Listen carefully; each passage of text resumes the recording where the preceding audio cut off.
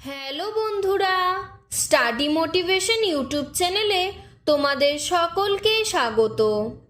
আজকে আমি ক্লাস 5-এর বাংলা পাতাবাহার বইয়ের বুনো হাঁস গল্পটির অনুশীলনের সমস্ত প্রশ্ন উত্তর করিয়ে দেব। এর আগের গল্প ও কবিতার অনুশীলনীর প্রশ্ন উত্তর আমি করে দিয়েছি।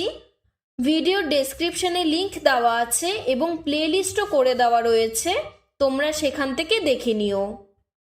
8 নম্বর পৃষ্ঠায় দেখো রয়েছে 1 নম্বর, ঠিক শব্দটি বেছে নিয়ে বাক্যটি আবার লেখো। 1-এর 1 দাগ, আকাশের দিকে তাকালে তুমি দেখো ঘরবাড়ি, গাছপালা, পোকামাকড় নাকি মেঘ রোদ্দুর। এখানে সঠিক উত্তর মেঘ রোদ্দুর। তো তুমি বাক্যটিকে আবার পুরোটি লিখবে। আকাশের দিকে তাকালে আমি দেখি মেঘ রোদ্দুর।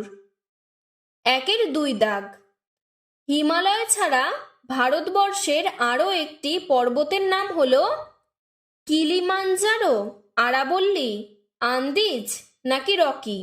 এখানে সঠিক উত্তর আরাবল্লী। 1-এর 3 দাগ, এক রকমের হাঁসের নাম হলো সোনা, কুনো, কালি, বালি হাঁস। এক রকমের হাঁসের নাম হলো বালি হাঁস। 1-এর 4 দাগ, পাখির ডানার বোবো, শনশন, শোষো, গাক গাক শব্দ শোনা যায়। সঠিক উত্তর শোষো।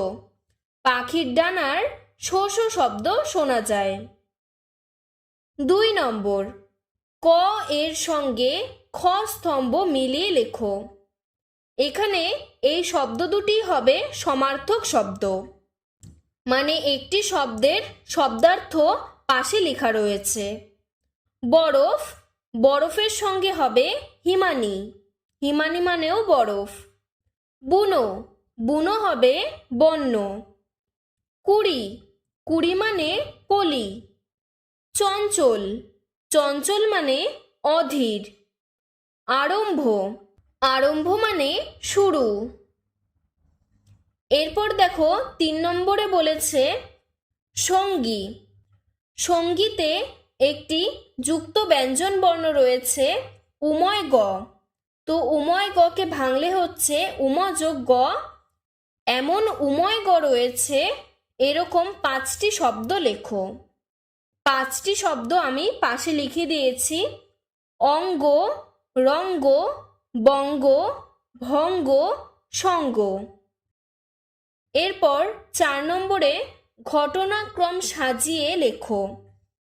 এখানে 5টি লাইন দেওয়া রয়েছে। এই 5টি লাইন উল্টাপাল্টা করে দেওয়া রয়েছে। তোমাদের পাঠ্য বইয়ের গল্পটি ঠিক যেইভাবে রয়েছে ঠিক সেইভাবে পরপর এই লাইনগুলো তোমাদের সাজাতে হবে।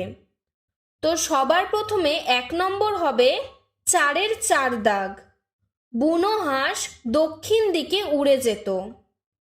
তারপর 2 নম্বর হবে 4-এর 2 দাগ, হাঁসের ডানা জখম হলো। 3 নম্বর হবে 4-এর 5 দাগ, আরেকটা বুনো হাঁসও নেমে এসে এটার চারিদিকে উড়ে বেড়াচ্ছে। 4 নম্বর হবে 4-এর 3 দাগ, সারা শীত কেটে গেল। 5 নম্বর হবে 4-এর 1 দাগ, দেশে ফিরে ওরা বাসা বাঁধবে, বাচ্চা তুলবে। 5 নম্বর, শূন্যস্থান পূরণ করো। 5-এর 1 দাগ, লাদাখের একটা বরফে ঢাকা নির্জন জায়গাতে আমাদের জোয়ানদের একটা ঘাঁটি ছিল। 5-এর 2 দাগ, জোয়ানদের মুরগি রাখার খালি জায়গা ছিল। 5-এর 3 দাগ, আস্তে আস্তে হাঁসের ডানা সারল। 5-এর 4 দাগ, দলে দলে বুনো হাঁস তীরের ফলার আকারে কেবলই উত্তর দিকে উড়ে চলেছে। 5-এর 5 দাগ, ন্যাড়া গাছে পাতার আর ফুলের কুড়ি ধরল। 6 নম্বর, শব্দঝুড়ি থেকে বিশেষ্য ও বিশেষণ আলাদা করে লেখো। বিশেষ্য মানে কোনো কিছুর নামকে বোঝায়, আর বিশেষণ মানে সেই বিশেষ্যের দোষ গুণ অবস্থা বোঝায়। এই বিশেষ্য এবং বিশেষণ নিয়ে আমি একটি আলাদা করে ভিডিও বানিয়ে দেব, তোমাদের যদি দরকার হয় কমেন্ট বক্সে জানাবে। এখন এখানকার বিশেষ্য বিশেষণগুলো আলাদা করে দেখো লিখে দিয়েছি। বিশেষ্যতে লিখবে জখম, লাডাখ, বরফ, তাঁবু, সঙ্গী, বেচারি। আর বিশেষণে লিখবে বুনো, ন্যাড়া, শীতকাল, নির্জন, গরম, চঞ্চল। এরপর 7 নম্বরে দেখো বলেছে ক্রিয়ার নিচে দাগ দাও।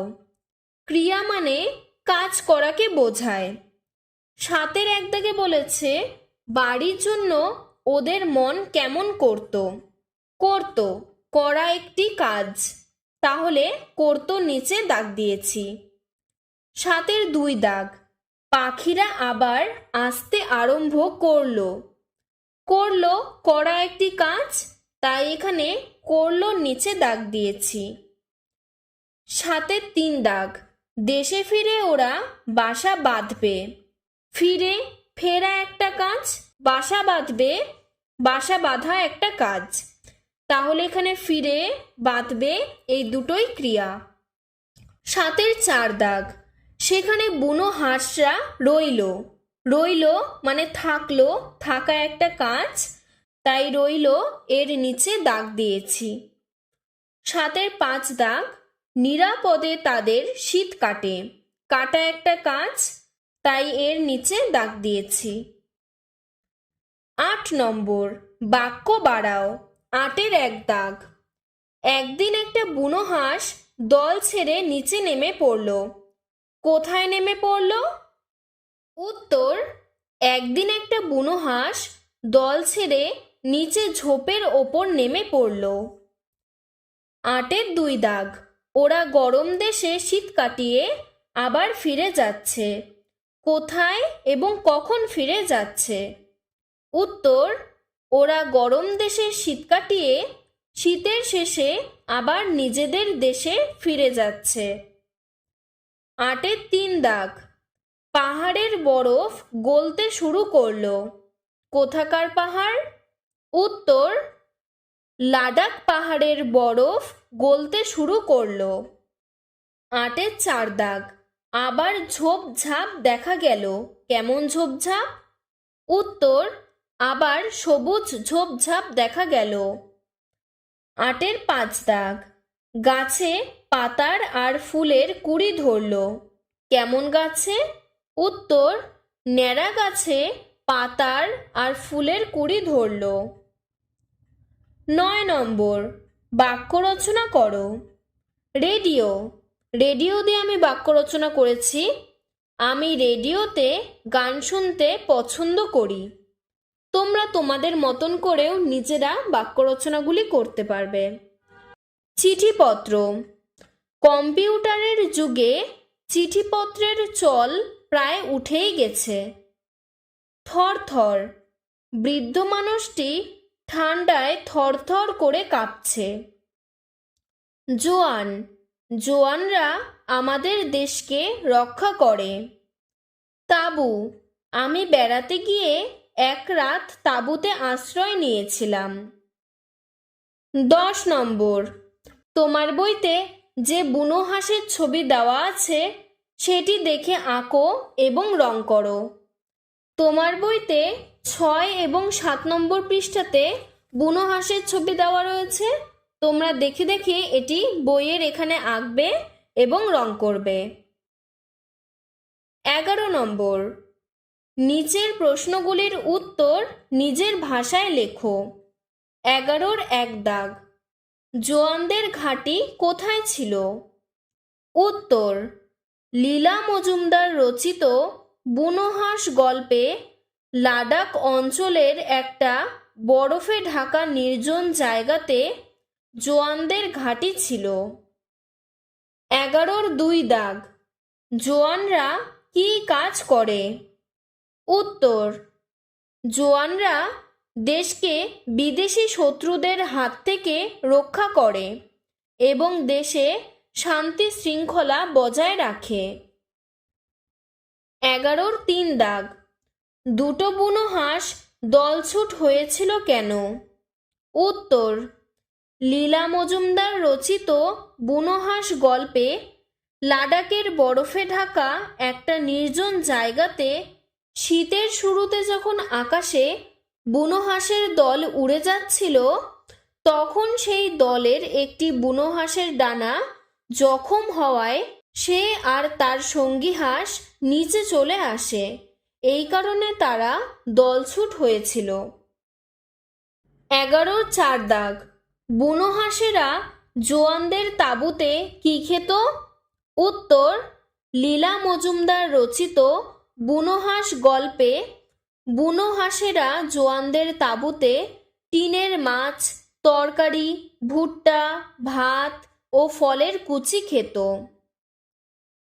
11-5 দাগ, হাঁসেরা আবার কোথায় কখন ফিরে গেল?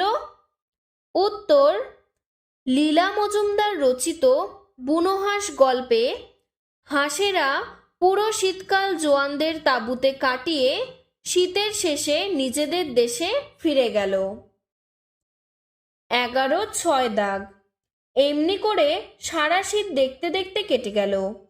কেমন করে সারা শীত কাটলো? এরপর কি ঘটনা ঘটল? উত্তর, লীলা মজুমদার রচিত বুনো হাঁস গল্পে দুটো বুনো হাঁস দলছুট হওয়ার পর লাদাখের জোয়ান শিবিরে মুরগি রাখার খালি জায়গায় আশ্রয় পায়। সেখানে তারা টিনের মাছ, তরকারি, ভুট্টা, ভাত, ফলের কুচি এইসব খেত।